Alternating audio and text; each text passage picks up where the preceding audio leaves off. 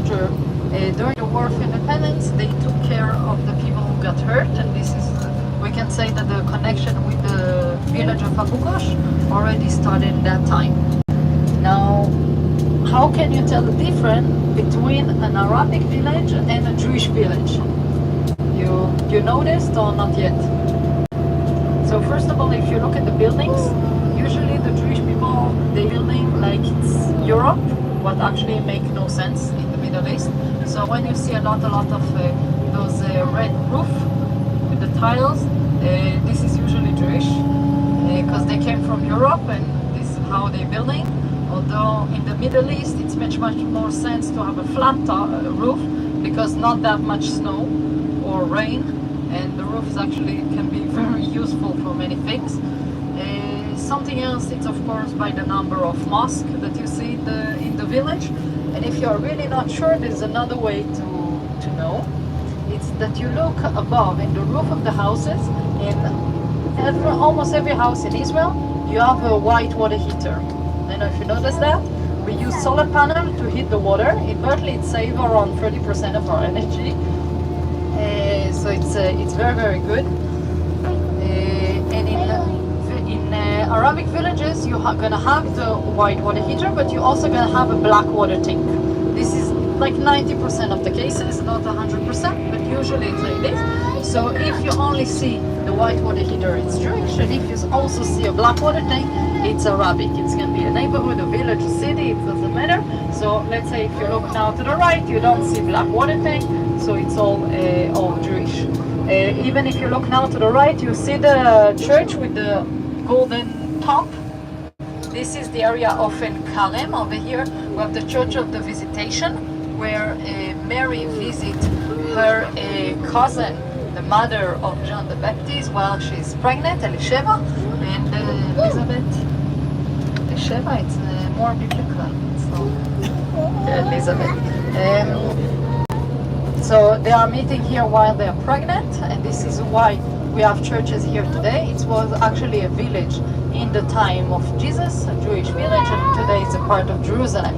Jerusalem is the city that is now gonna be on our left side, okay, not our left, sorry, the right side.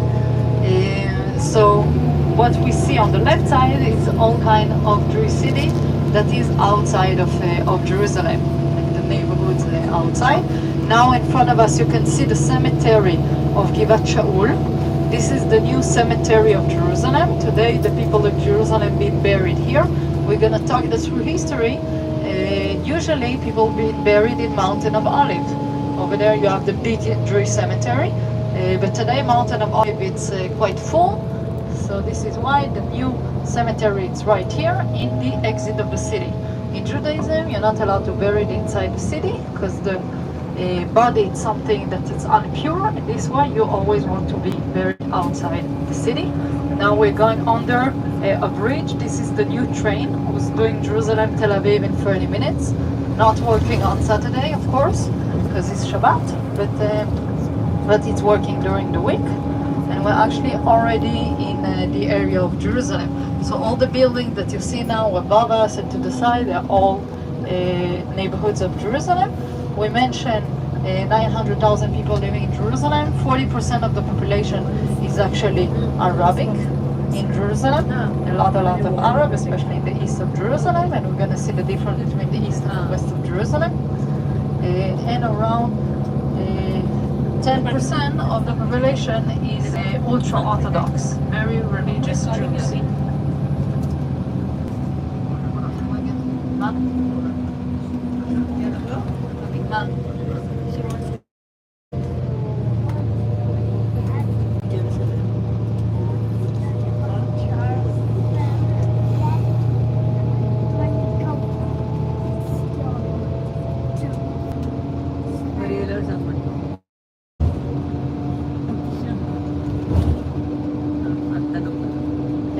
So you see the buildings of Jerusalem. Actually, to the left side, this is ultra-Orthodox neighborhood, very religious Jew that we're gonna see again in the Jewish quarter, and we're gonna talk a little bit more about them over there.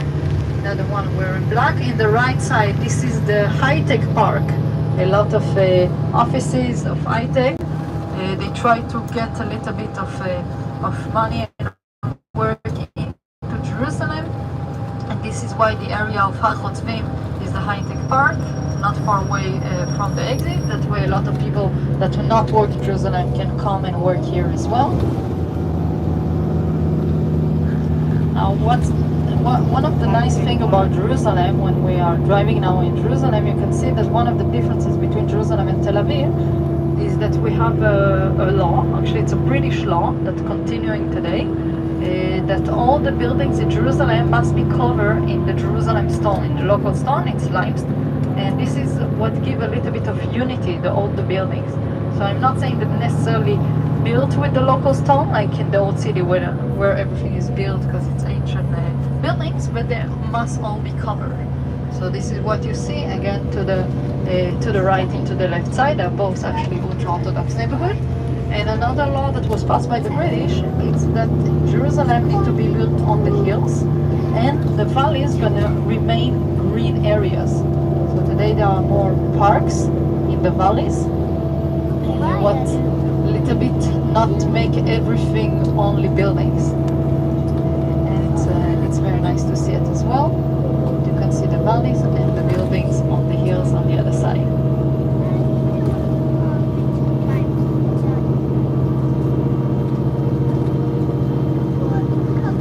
They have black water tank because they are not completely trusting the Israeli state, and they want to have extra water in case they got cut off of water. I'm not saying that's happened. Sometimes we have some neighborhood like Bet Safafa that they have very good relationship with us and they don't even have it.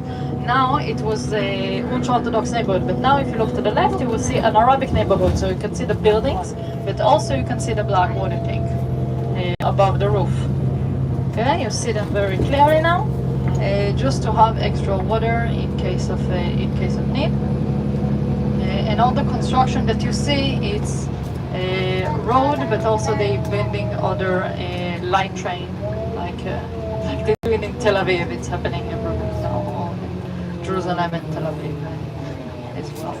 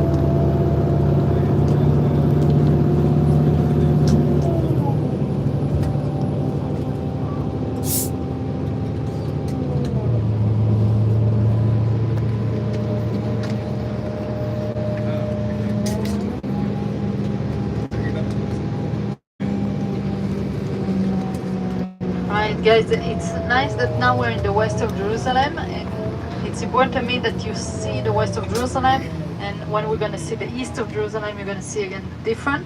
Now to the left side, this is what we call Mount Scopus. We're going to see also the Hebrew University of Mount Scopus in a second. And this is actually the main road from south to north of Jerusalem.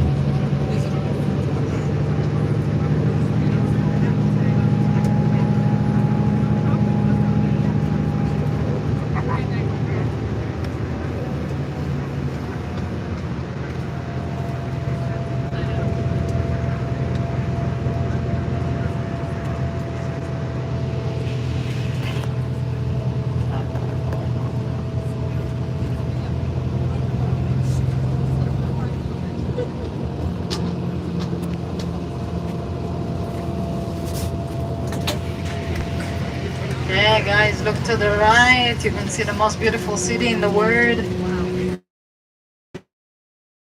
The most beautiful city.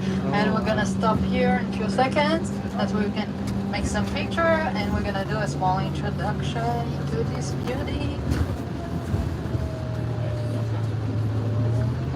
I think this is the view of old New Jerusalem.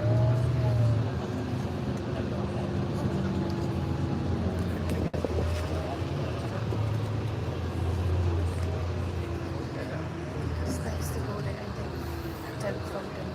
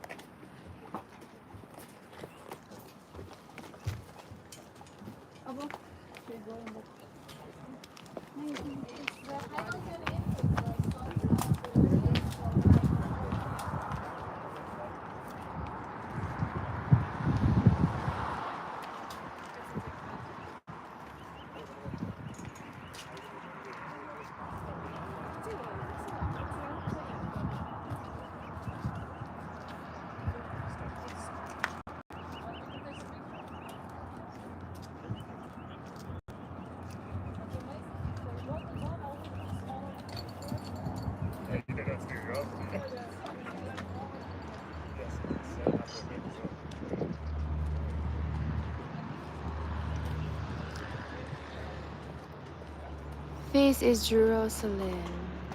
As you can see there, it's so nice. We're on top, overlooking view of the old and the new Jerusalem.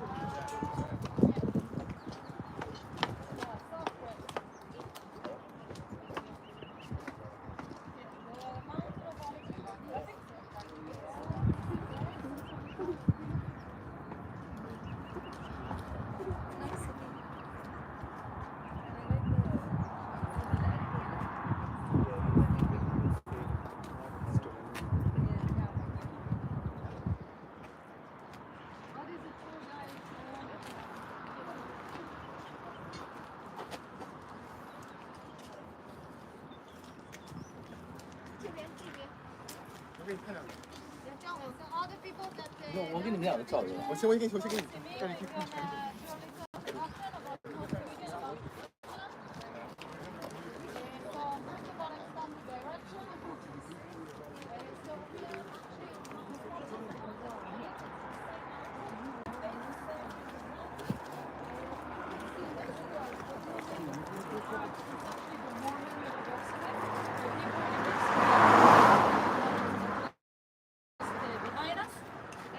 Everybody can see the Golden Dome.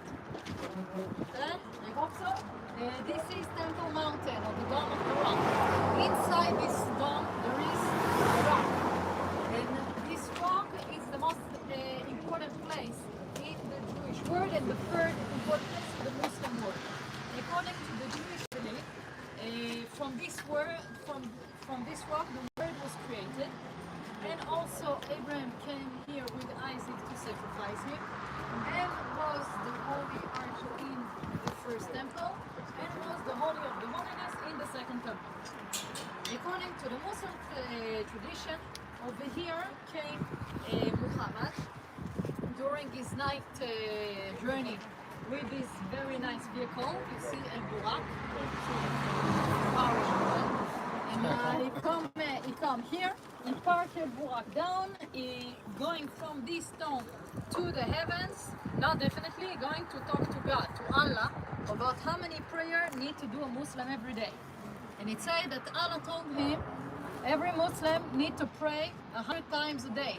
But Wow. Muhammad is an Arab, so he negotiate. And how much does he get? Five. Five. Thank you very much. He get 5. He come back down. He take back El Burak and go back to Mecca.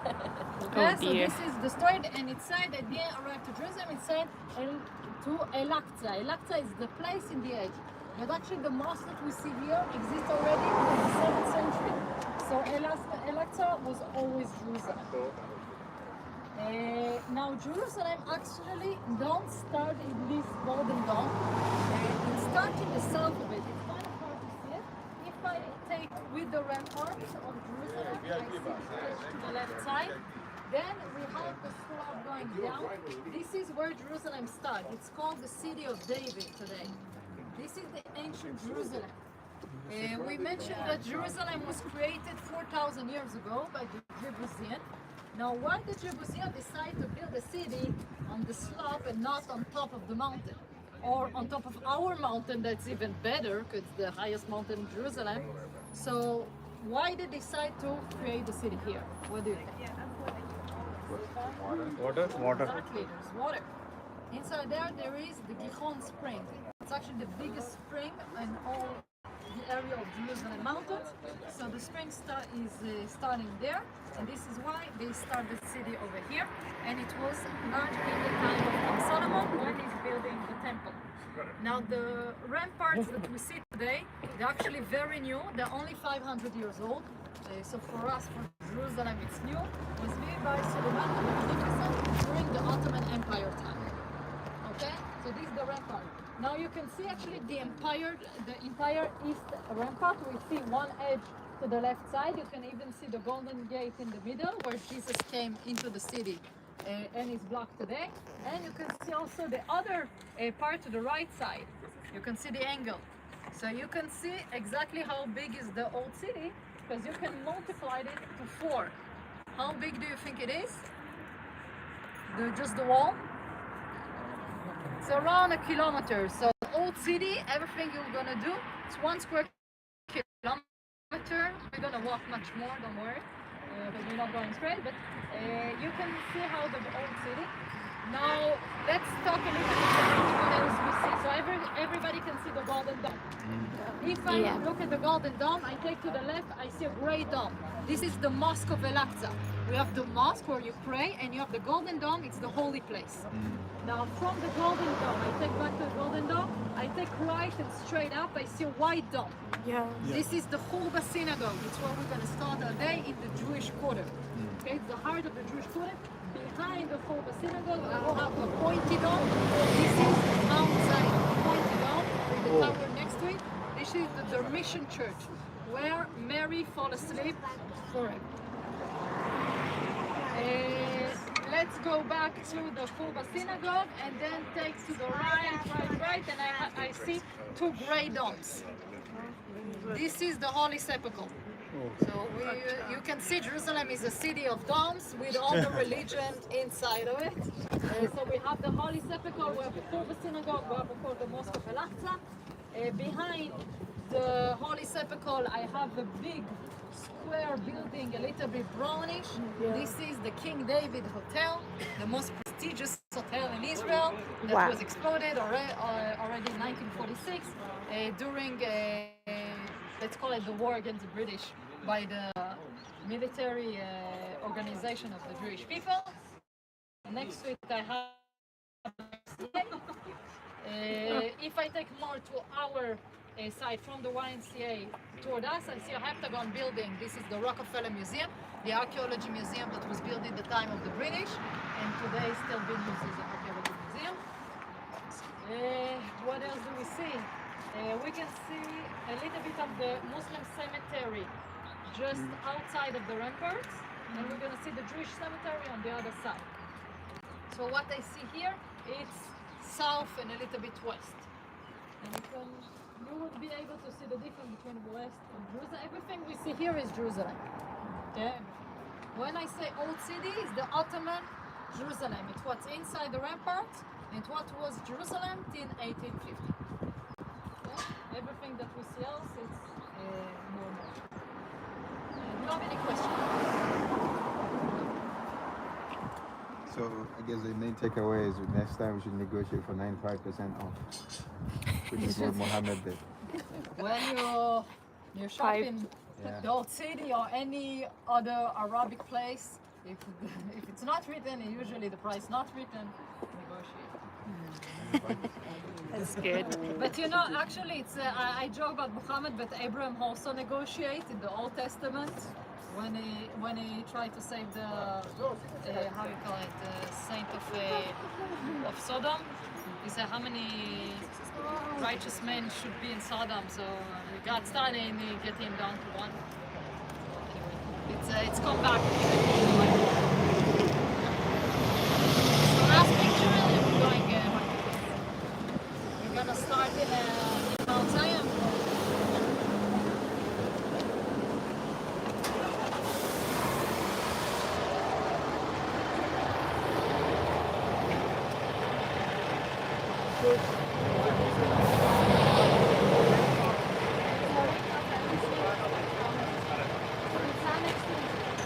咱们中国这个